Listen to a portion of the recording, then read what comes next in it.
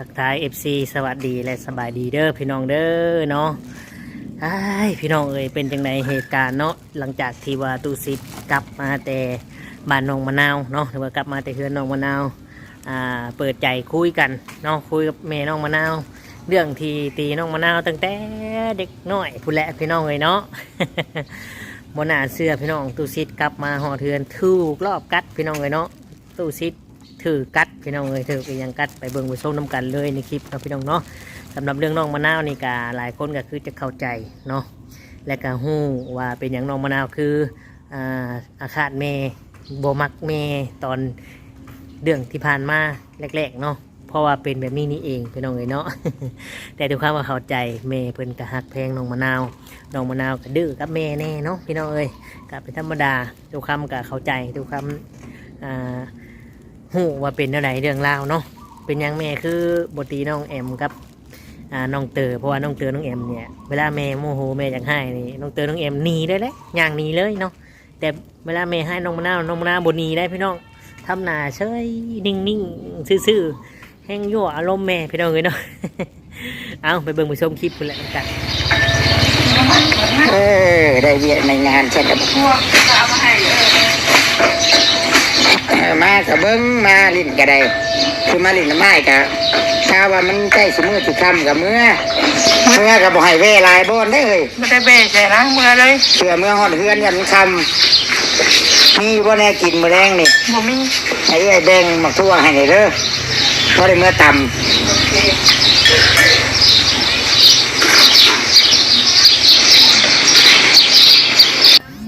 เคยตีจะเที่ยวบ่ตีน้องตีได้ตัวดิตีจะเอาอีกอันนี้ไอ้สิบอกเราไม่เด้อไอ้ตัวก็ต้องบ่แม่นว่าฮู้ว่าไอ้เป็นห่วงฮู้ว่าไอ้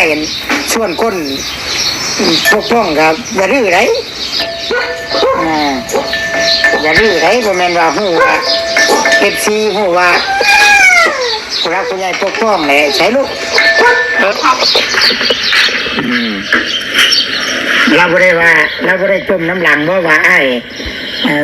ยันบ่เราให้เราเครียดไอ้แม่ตัวเราไม่ได้เครียดเราไม่ได้บอกอะไรเด้เพิ่นฮู้ว่าข่อยสิไปเว้าเรื่องนี้เด้อเพราะว่าก่อนในเช้านี่เด้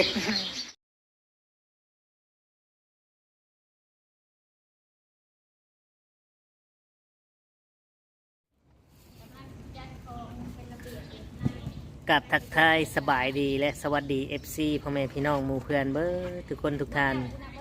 บ่ว่าจะเป็น FC ฝั่งไทยฝั่งลาวหรือว่าต่างประเทศก็ยินดีต้อนรับเข้าสู่ช่อง YouTube ตู้คำปั่นซุกพี่น้องเลยเนาะมาเจอพ่อตู้คำมานี่พี่น้องเลยเนาะก็อยู่ที่ทำการทำงานพี่น้องเลยเนาะก็มานั่งมาล้มคุยกันพี่น้องเลยเนาะกับเรื่องราวที่เกิดขึ้นเนาะเอาพี่น้องเลยเนาะหยุดเมื่อกี้มาเฮาพี่น้อง มาเฮาเสียงตู้คำหมดว่าเฮาหยังเนาะตู้คำกับบูฮูคือเรื่องราวที่มันเกิดขึ้นเนาะที่ผ่านมาหลายๆคนก็สงสัยว่าเป็นยังน้องมะนาวกับแม่เนี่ยคือบุถือกันเนาะตั้งแต่แรกๆเลยที่น้องมะนาวน่ะคือแม่ผูกไว้ตอนที่น้องมะนาวป่วยนั่นแหละตอนที่ว่ายังบ่ได้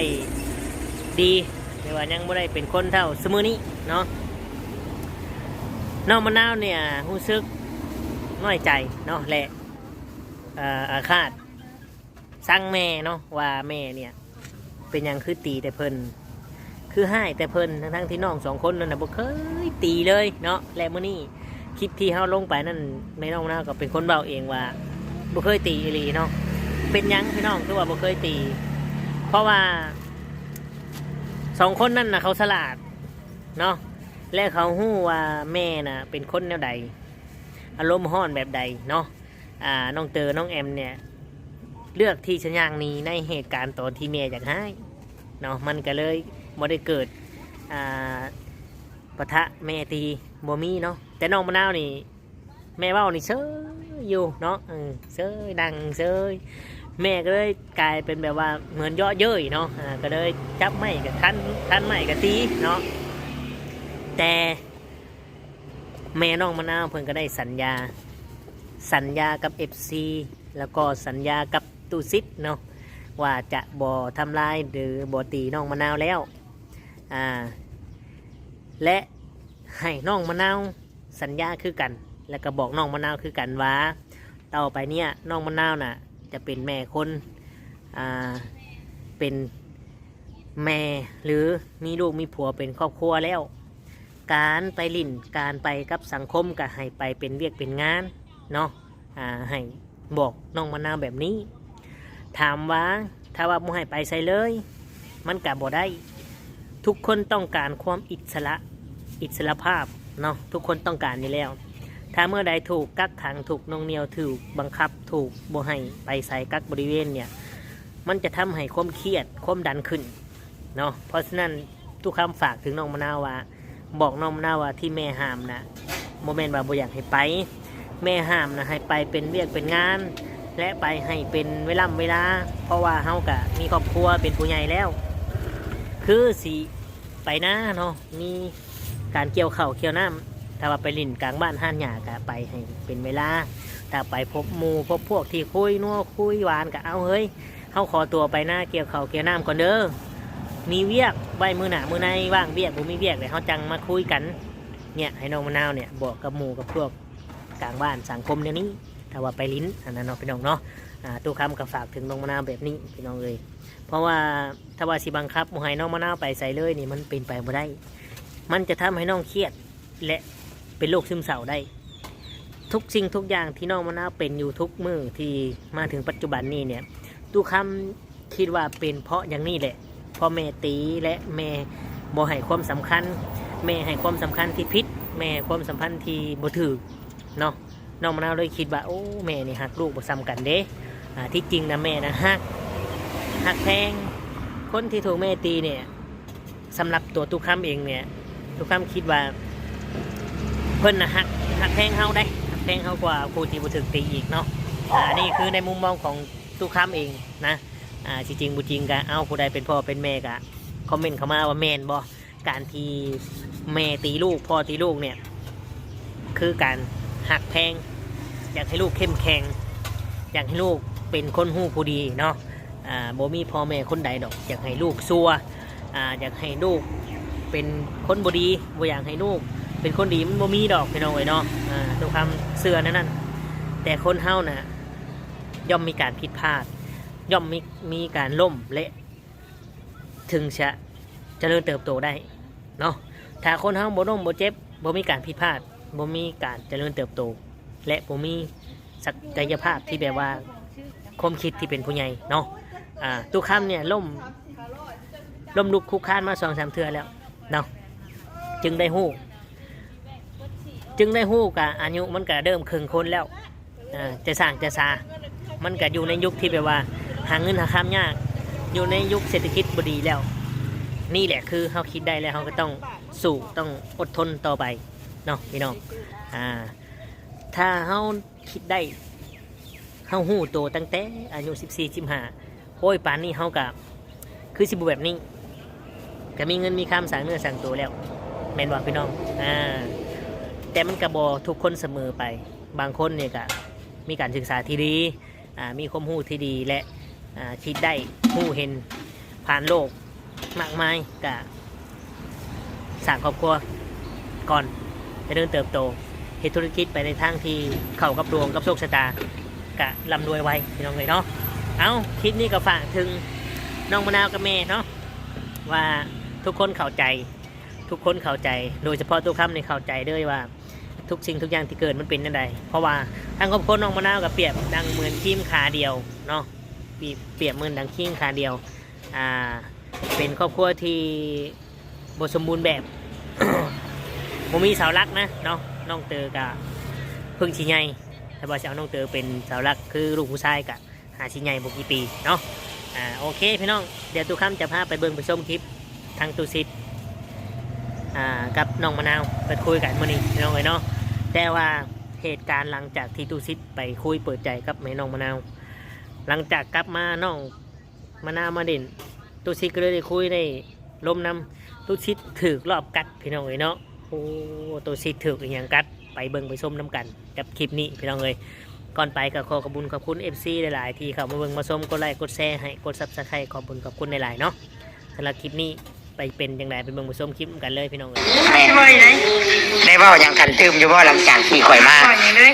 ฮะ ไม่บ่อยอย่างมีแต่เตรียมเครื่องเอานะ เอาหน้าอันนี้คันนี้เราบอกอ้าววะ เอา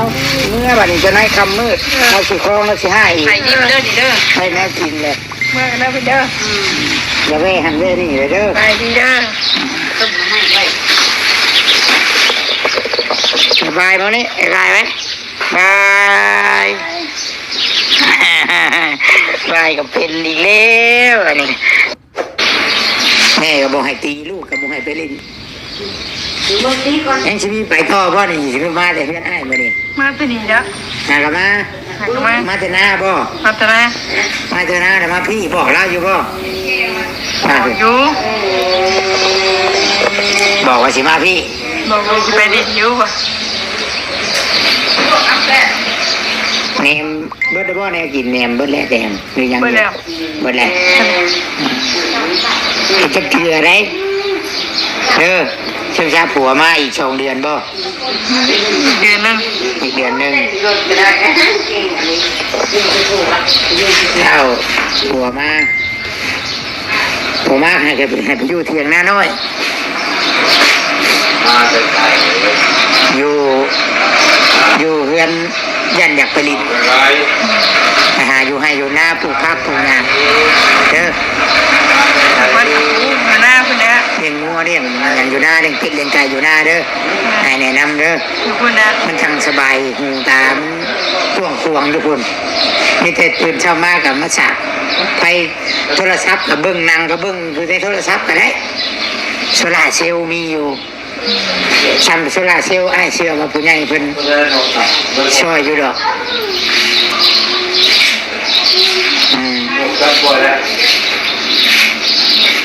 มีจุดประสงค์หยังบ่มาเลย เขามีงานไม่ดึงยืด แค่อยู่ว่าไงเพิ่น แค่อยู่ เอาไงเพิ่นให้เพิ่นนะที่นี่พี่น้องมีบุญการลวดไอ้ก็ช่วยมือนี่ไปซักยามาที่นี่ค่อยก็ได้ ไข่บ่ ฮะ ไข่ มากัดมาน้อย มาหน่อยไป มาน้อยอันแต่เอามาเลี้ยงนะก่อนมันสิกัดกับบัวว่ามันเป็นว่อพี่น้องบัวว่ามันเป็นว่อดอกข่อยจับมันมือนี่แดงๆนี่แดงๆนี่นะมันกัดพวกเขามานี่รถเอาคานี่มัน เอาหนีบเลยสิจับมันเลยหนีบมานี่นี่นี่สมุนมาเลยนี่เลยสิจับปากมันเลยมันดิ้นมาเนี่ยมันดิ้นมันจะทุบกันนะมันตกใจอะนะ เอาว่าใช่มามา มันจะผูกทางเข้มโค้งผูกมันสวบแบบเรื่องของเรื่องอะไรไปซักยาเบิ้ลนั้น200,000ซักกันไว้แน่น้ำลายเหือยันเป็นบ่อน้ำลายเหือยืดแต่พี่น้องเนาะบ่อขึ้นเด็กน้ำลายเหือหลังจากที่ไอ้มาแล้วบ่ในไหนเนี่ยมื่อนี่แม่ ไม่บ่อยเลย ได้บ่ยังทันตื้มอยู่บ่หลังจากที่ข่อยมา บ่อยอย่างเลย ฮะ ไม่บ่อยอย่างมีแต่เตรียมเครื่องเอานะ เอาหน้า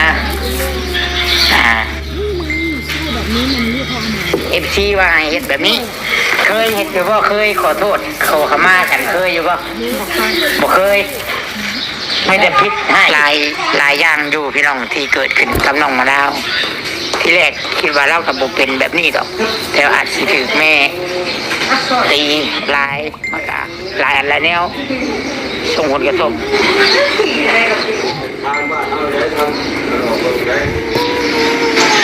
ก็เลย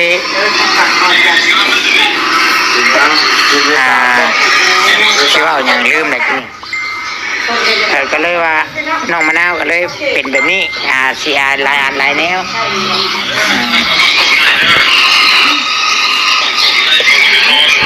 เอาชื่อM100เพิ่นจะได้ออกไปทีนี้เป็นเหตุทางแล้วบ้านเฮาน่ะเหตุทางไม่แท้โรงเรียนว่าคนกรีดได้แบบว่าเขาเอาตีนมาถมบอลมันโกนสำห้องไว้ทางแต่งบอลมันเพ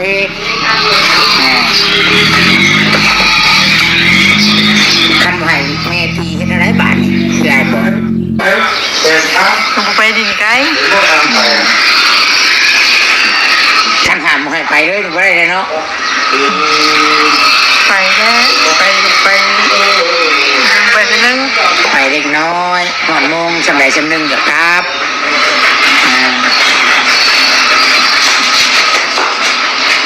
มาวันนี้มานายอยู่น้ำเกาะมา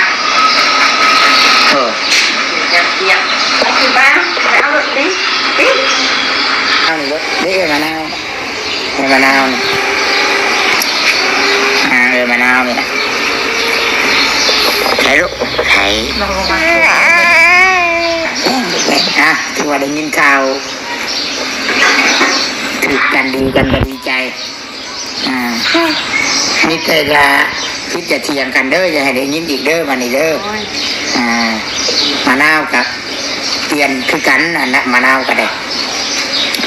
เวียนงานเด้อเวียนงานตัวใดมันนักมัน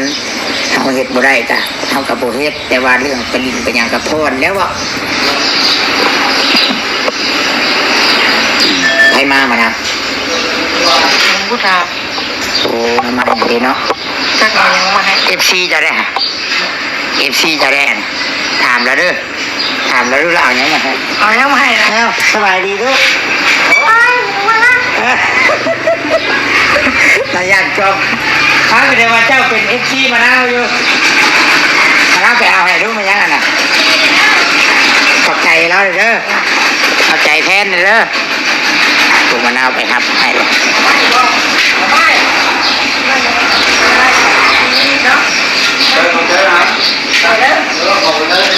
ทำไมครับย่าน่ะก็มักทั่ว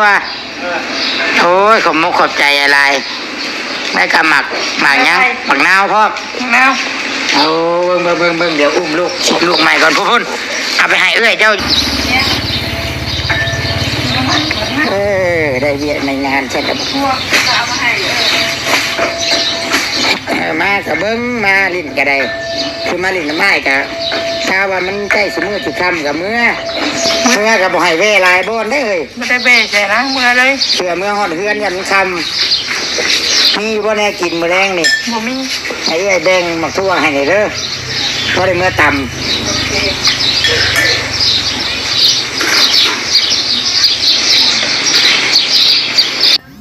บ่เคยตีจักเที่ยบ่ตีน้อง ฮะ ตีได้ตัวดิ ที่จะเอาอีกนะ อันนี้ไอ้สิบอกเราใหม่เด้อแต่ตัวก็ต้องบ่แม่นว่าฮู้ว่าไอ้เป็นห่วงฮู้ว่าไอ้ส่วนคนปกป้องครับอย่าดื้อไดอย่าดื้อไดบ่แม่นว่าฮู้ว่า FC ฮู้ว่าผู้รักผู้ใหญ่ปกป้องแหละใช่ลูกเราบ่ได้ว่าเราบ่ได้จมน้ำหลังบ่ว่าไอ้ยันบ่เราให้เราเครียดไอ้แม่ตัวเราบ่ได้เครียด เอาไปบ่อยเลยเด้ เพิ่นฮู้ว่าข่อยสิไปเว้าเรื่องนี้เด้อเพราะว่าก่อนได้เช้านี่เด้เพิ่นก็คือสิว่าจะสิมาเว้าเรื่องนี้แหละของเราก็เบิ่งคลิปข่อยแม่นบ่แล้วก็ฮู้แล้วว่าข่อยบ่พอใจเนาะนี่ก็คือเบ้าแหละมันยังเด้อบาดนี่ปาโตห้องดังเลยเด้อน้องเอ้ยบาด หลังจากที่เฮาได้ไปเบิ่งไปชมคลิปทางตุชิดกับน้องมะนาวเพิ่นได้นั่งคุยกันเนาะตุชิดถูกรอบกัดอีหยังพี่น้องหลายคนก็คือสิฮู้แล้วในคลิป ถึกอีหยังกัดเนาะและน้องมะนาวก็ยังถามนะยังถามทั้งแม่ว่าถามทั้งน้องมะนาวว่าแม่เนี่ยหลังจากที่ตุชิดได้กลับมาแล้วแม่ได้ให้บ่แม่เว้าหยังบ่เนาะพี่น้องแม่ว่าบ่ได้ให้หยังบ่ได้เอาหยังเนาะบ่ได้ว่าจังใดเพราะว่าแน่นอนพี่น้องถ้าเฮาบ่เปิดใจคุยกันเฮาบ่เว้ากันบ่คุยกันก็บ่ฮู้เรื่องเนาะยิ่งจะทำให้เข้าใจผิดกันไปตลอดเพราะฉะนั้นเราต้องเปิดใจคุยกันมันจะได้สวงหัวใจเนาะจะได้บ่มีหยังติดค้างต่อกันและกันนั่นนะพี่น้องเอ้ยเนาะเอาทุกคำกับขอบคุณในหลาย FC ที่เข้าเมืองมาชมกดไลค์กดแชร์ให้เนาะทุกคำก็จะได้ขอตัวจบคลิปเฮ็ดเรื่องเหตุการณ์ให้งานต่อพี่น้องเอ้ยเนาะมันก็สายเลยใส่หมวกเลยเตรียมสิไปเลยพี่น้องเอ้ยเอาทุกคำก็จะได้ขอตัวกล่าวคำว่าสบายดีและสวัสดีครับ